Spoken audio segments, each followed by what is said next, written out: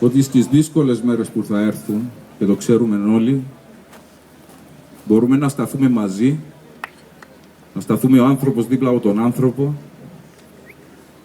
και να δείξουμε ότι υπάρχει νόημα στην ύπαρξή μας, ότι μπορούμε να πάρουμε δύναμη μέσα από αυτό και να ζήσουμε με αξιοπρέπεια.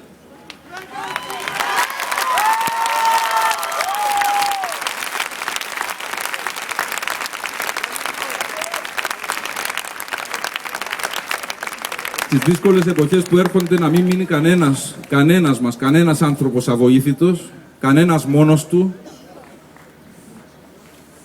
όσο έχει ο ένας να έχει και ο άλλος. Έτσι θα μπορέσουμε να περάσουμε στη νέα εποχή με έναν καθαρό πρόσωπο και με τη δύναμη να μπορούμε πια να ελέγχουμε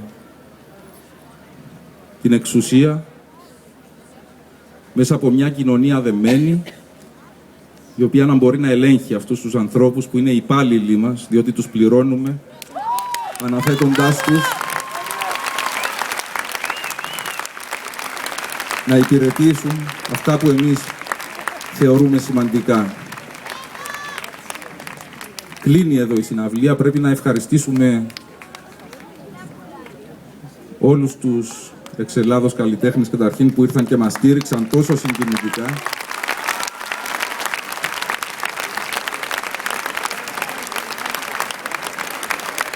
Όλους τους εθελοντές που δούλεψαν τόσο σκληρά όλες αυτές τις μέρες.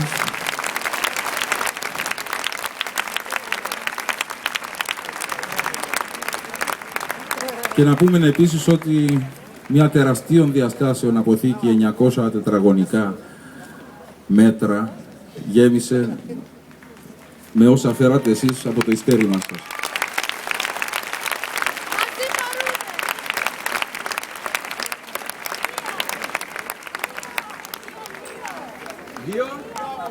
Δύο αποθήκες των 900 τετραγωνικών.